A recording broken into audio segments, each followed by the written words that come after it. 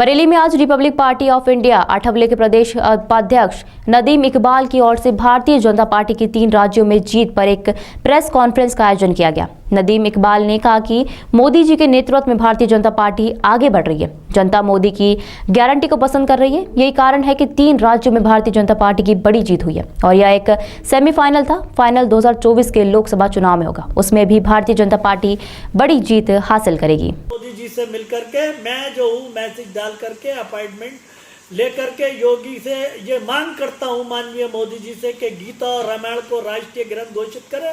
सारे हिंदुस्तान में आतंकवाद और उसका शांति का हाल है जो गीता रामायण पर चलेगा।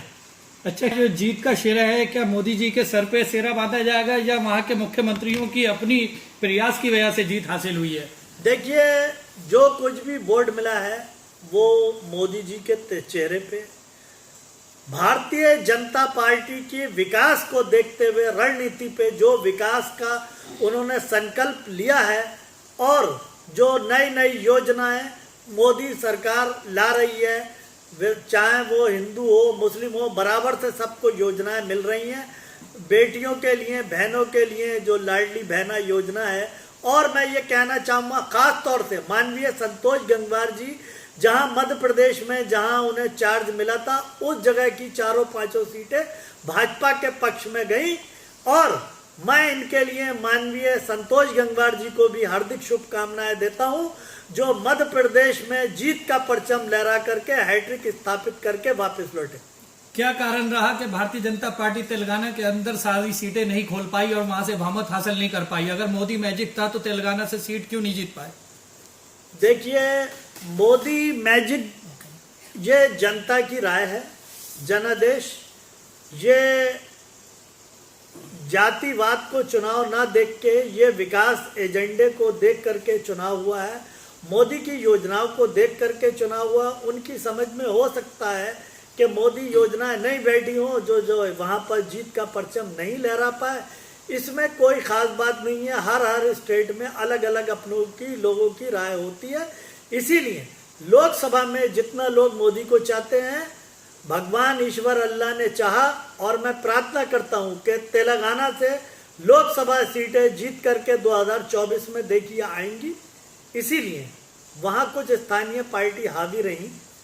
क्या कारण रहा रामदास अठावले वाली पार्टी का जो कैबिनेट से गठबंधन है, क्यों नहीं रामदास अठावले के विधायकों को वहां चुनाव लड़ने के लिए सीट दी गई? देखिए, रामदास अठावले महाराष्ट्र के हैं, उनका वो जो प्रभार है ज़्यादा महाराष्ट्र में है, लेकिन जहां जहां उन्हें कार्यकर्ताओं को भाजपा का चुनाव प्रचार करने का जिम्मा दिया गया था। रामदास अठावले रिपब्लिकन पार्टी के सारे स्टेट में कार्यकर्ता हैं, ये भाजपा भी मानती है और एक संगठन है रिपब्लिकन पार्टी ऑफ इंडिया का जो वाम सेब से कन्वर्ट होकर के आया है।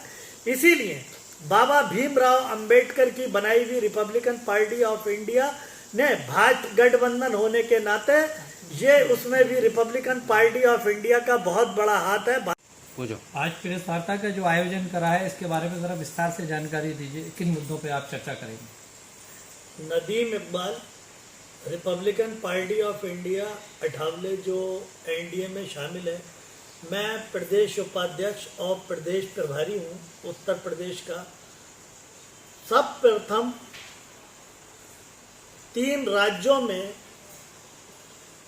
जो महाजीत हुई है बीजेपी की, इसके लिए मैं रामदास अठावले की ओर से मोदी जी, अमित शाह और राष्ट्रीय अध्यक्ष जेपी नड्डा को इसके लिए हार्दिक शुभकामनाएं देता हूं। और आज माननीय योगी जी, मोदी जी और जेपी नड्डा, रामदास अठावले केंद्रीय राष्ट्रीय अध्यक्ष सामाजिक न्याय एवं अधिकारिता राज्य मंत्री भारत सरकार, श्री रामदास अठावले ने यह साबित कर दिया कि आज हिंदुस्तान की सबसे बड़ी पार्टी के रूप में भारतीय जनता पार्टी हिंदू, मुस्लिम, सिख, ईसाई और जात पात से ऊपर उठकर विकास को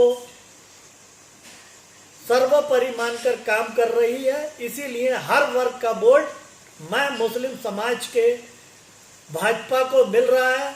इस जीत ने यह साबित कर दिया कि कोई भी वर्ग, हर कोई वर्ग मोदी जी को चाहता है और 2024 में पुनः एक बार फिर प्रधानमंत्री बनाने के